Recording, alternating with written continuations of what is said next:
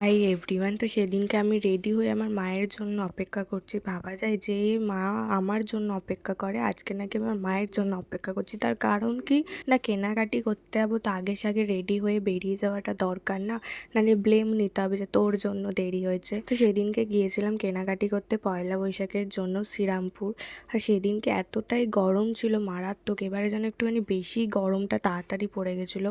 গরম থাকে এই টাইমে, কিন্তু যেন এবারে যেন একটু বেশি গরম পড়েছিল, আমার তো মনে হচ্ছিল। তোমাদের কি মনে হচ্ছে জানিও।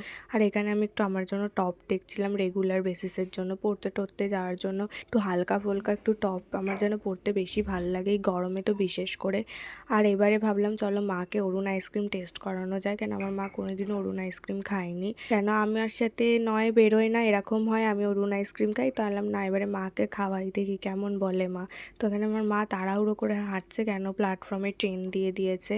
তো ট্রেনটাও যথেষ্ট ফাঁকা ছিল, দেখে একটা আলাদাই শান্তি হয়েছে। এত ঘোরাঘুরির পর একটু শান্তিতে বসে যেতে পারবো বাড়িতে, এটাই অনেক। কেন ট্রেনে ভালোই ভিড় থাকে। তো কেনাকাটি করে বাড়ি চলে এসেছে।